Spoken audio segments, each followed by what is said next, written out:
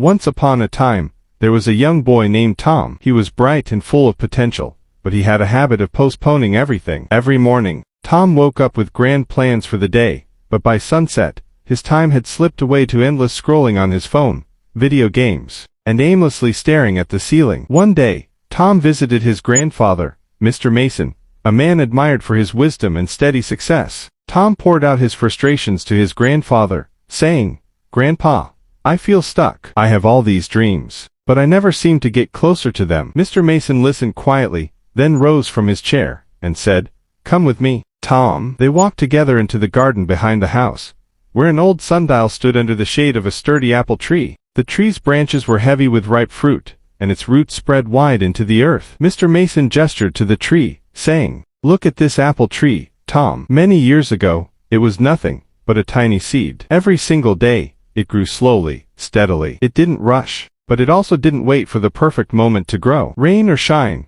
it kept working on becoming what it was meant to be." Tom nodded, captivated by the tree's strength and beauty. Then, Mr. Mason pointed at the sundial, saying, "This sundial reminds me of time. It doesn't stop. It doesn't wait. If this tree had wasted its time, it would still be just a seed. And if you keep waiting for tomorrow, Tom, your dreams will stay seeds too, never growing, never bearing fruit." Tom stared at the tree and the sundial, and something clicked. He realized he had been waiting for an ideal moment to start, but that moment might never come. He left his grandfather's house that evening with a new resolve. From then on, Tom committed himself to making small, steady efforts every single day. He started studying, practicing, and working on his dreams without excuses. Over time, like the apple tree, he grew strong, confident, and full of life. Eventually, Tom stood tall and proud, his dreams a reality. He often visited his grandfather, sharing the fruits of his labor, both literal and figurative. He also carried a new motto with him everywhere: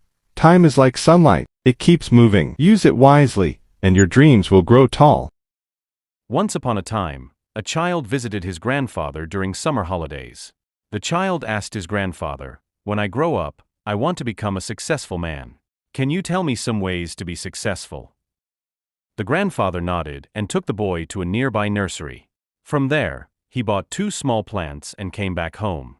He planted one plant in a pot and kept it inside the house, and planted another one outside the house. The grandfather asked the boy, "Which of these 2 plants will grow better in the future?" The boy thought for some time and said, "The plant inside the house will grow better because it is safe from every danger." The grandfather smiled and said, "Let's see what happens in the future." After 4 years, the boy came to visit his grandfather again. The grandfather took the boy to see the plants they had bought years ago. They saw that the plant inside the house had turned into a small tree, but the plant outside had grown into a huge tree with branches spread far and wide, providing shade to passers-by. The grandfather asked the boy, "Tell me which plant grew more." The boy replied, "The one we planted outside." The grandfather smiled and said, "Yes, the plant outside had to face many dangers, but dealing with problems had its benefits too." The grandfather explained that the plant outside had the freedom to spread its roots as much as it wanted. Problems like storms made its roots stronger. Today, it is so strong that a small storm cannot cause any harm to it. The grandfather told the boy, "Always remember, if you always make comfortable choices, then you will not be able to grow as you can. If you are ready to face this world despite all the dangers, then no goal is impossible for you to achieve." The boy took a long breath, stared at the tree, and understood his grandfather's words. He realized that obstacles in life make us stronger and more successful. Life is like a great adventure filled with twists and turns that might seem like obstacle. George was born in a small, humble village. His parents, Martha and Peter, were hardworking but poor. Peter was a carpenter, and Martha sold vegetables at the market. Despite their tough life, they ensured George had a decent education and a warm, supportive home.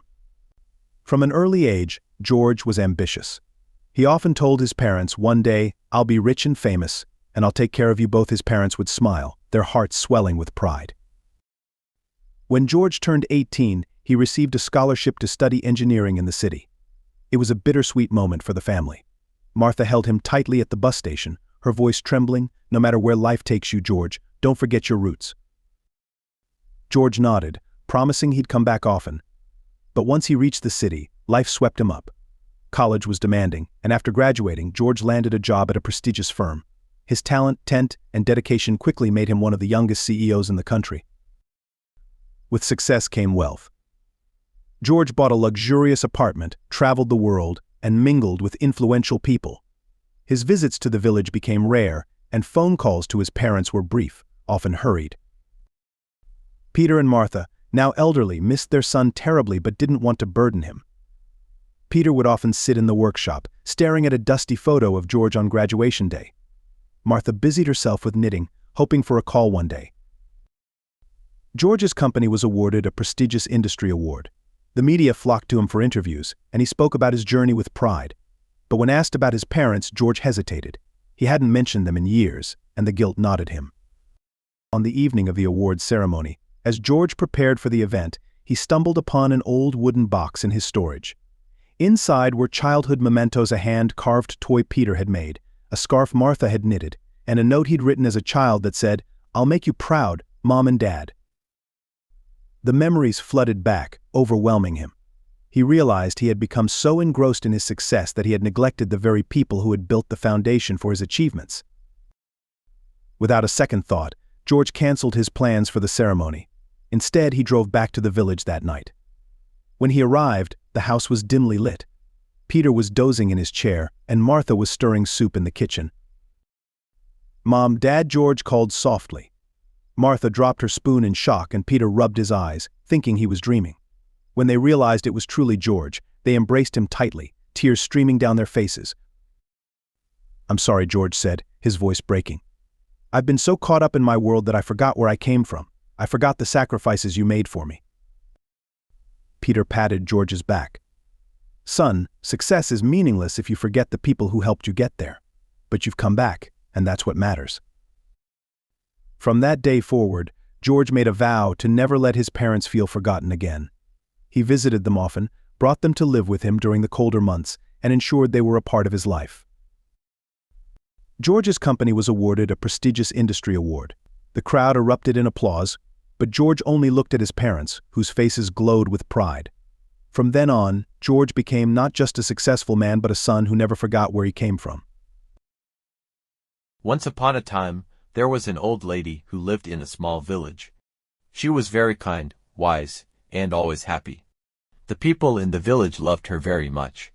They often came to her to ask for advice or to talk about their problems. One day, a young man from the village asked her, "Why are you always happy?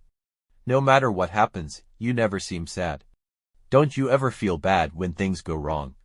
The old lady smiled gently and replied, "My dear, life is full of ups and downs. Some days are good, and some days are bad, but I learned that happiness comes from inside, not from what happens around me." The young man was confused and asked, "What do you mean? How can you be happy when bad things happen?" The lady told him a story from her own life. "When I was young, I had a family, a husband and children. We were not rich, but we were happy. One day, my husband got sick, and we did not have enough money to buy medicine.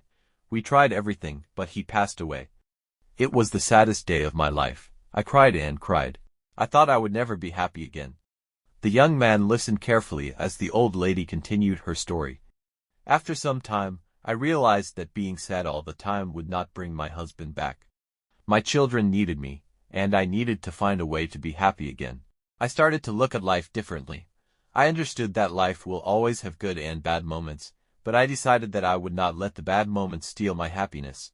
The young man looked at her with surprise. "But how did you do that?" he asked. The old lady smiled and said, "Every morning when I wake up, I tell myself, today is a new day, and I will find something to be happy about. Some days are harder than others, but I always find something, even if it's small. Maybe the sun is shining, maybe a flower is blooming, or maybe I see a friend. There is always something to be thankful for." The young man thought about what she said. "But what if something really bad happens? How can you still be happy?" The old lady replied, "It's not easy, but I remind myself that everything passes, even the bad times. When bad things happen, I tell myself, this too will pass. I focus on the good things I still have, like my health, my friends, or even just the fact that I am alive. Happiness is a choice. You can choose to focus on the bad things and be sad, or you can choose to find the good things and be happy." The young man thanked the old lady for her wise words. He left her house and decided to try her advice. From that day on, he tried to find something good in every situation. Just like the old lady, he slowly realized that his life became better, even when things went wrong. He learned to stay positive and find happiness in the small things. There was once a poor man who lived in a small village. He had a small hut made of mud and thatched roof. He earned his living by selling vegetables in the nearby market. One day, a wise old man came to the village. He was known for his wisdom and knowledge. The poor man invited the wise old man to his hut and offered him food. The wise old man was impressed by the poor man's hospitality. He asked the poor man, "How do you manage to live happily despite being poor?"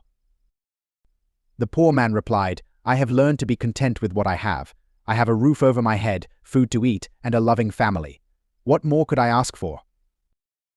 The wise old man smiled and said, "You are indeed a wealthy man. Your wealth is not measured by the amount of money you have, but by the contentment and happiness you feel." The poor man thought about the wise old man's words. He realized that he had been focusing on what he didn't have, rather than being grateful for what he did have. From that day on, the poor man felt a sense of peace and happiness that he had never felt before. He continued to live simply, but he was no longer poor in spirit. The moral of the story is that true wealth is not measured by material possessions, but by the happiness and contentment we feel. We should focus on being grateful for what we have, rather than constantly desiring more. I hope you enjoyed this story and also get a valuable lesson. Friends, if you like this story, please like and subscribe to our channel for more interesting stories. See you next time.